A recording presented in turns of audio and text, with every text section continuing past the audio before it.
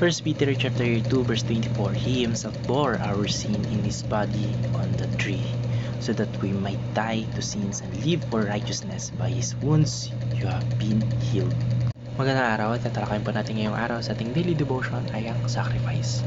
At ako na pong katuroan na natutuhan ko ngayong araw kay Pastor Russell Ocampo ay substitution o pagpapalit.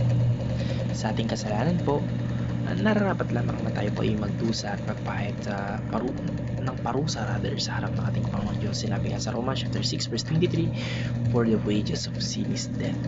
So yung kabayaran ng ating mga kasalanan ay kamatayan. Pero sa pamagitan po ng sacrifices ng dugo ng ating Panginoong Jesucristo, siya po mismo yung nagdala ng ating mga kasalanan at siya po yung pumatay sa ating kasalanan sa pamamagitan po ng kanyang katawan na ipinako doon sa krus ng Kalbaryo. Ang ibig sabihin po na to, si Jesus Christ po yung nagbumuni o nagpapalit sa atin, o siya yung nag-substitute sa atin. Kaya siya po yung pumalit sa ating position upang hindi po tayo magdusa ng eternal na kamatayan. Dahil po doon, tinawag itong sin bearing kasi siya po yung nagdala ng ating mga kasalanan sa katawan niya mismo at pinako po siya sa krus. Kaya tayo po yung napalaya mula sa parusa ng kasalanan. At ang natutuhan ko naman po sa pangalawang katuruan ni Pastor Russell Ocampo ay satisfaction o pagtugon sa katarungan. Yung kasalanan po ng nating mga tao ay nagdudulot ng paghihiganti at katarungan o hustisya, justice mula sa ating Panginoong Diyos. Pero siya po ay banal at makatarungan.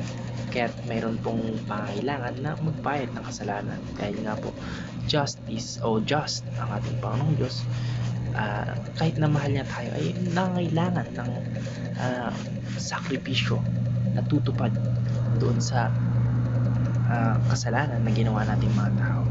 At ang ating Panginoong Jesucristo po, sa kanya pong sacrifice doon sa krus ng Kalbaryo ay tinupad niya po yung katarungan o yung justice ng ating Panginoong Diyos sa pamamagitan ng kanyang pagdurusa at pagkamatay.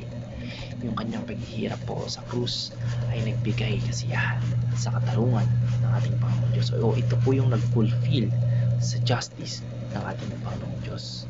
Pinakita niya po na hindi pwedeng pabayaan yung kasalanan. Kinakailangan po ito ng pagpapayad, at ang ating Panginoong Jesucristo po mismo yung nagbigay ng kanyang sarili at ng tamang sakripisyo upang matugunan po yung kasalanan natin. Kaya yung kanyang paghihirap po ay isang tapat at ganap na pagpapayad sa parusa ng kasalanan. At ang natutuhan ko naman po sa pangatlong katuruan ni Pastor Russell Ocampo ay sufficiency o kasiyahan.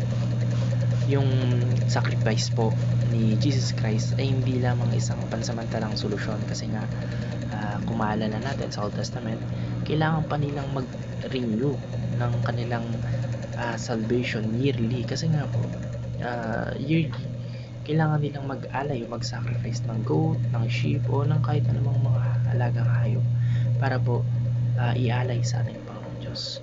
Pero ang ating Panginoong Diyos po, o ang ating Panginoong sa Kristo po, sa kanyang sakripisyo po, yun ay naging ganap na at sapat na upang matugunan po yung lahat ng pangangailangan nating mga tao na sangkatauhan doon sa para fulfill rather yung kaligtasan, o para makamit yung kaligtasan.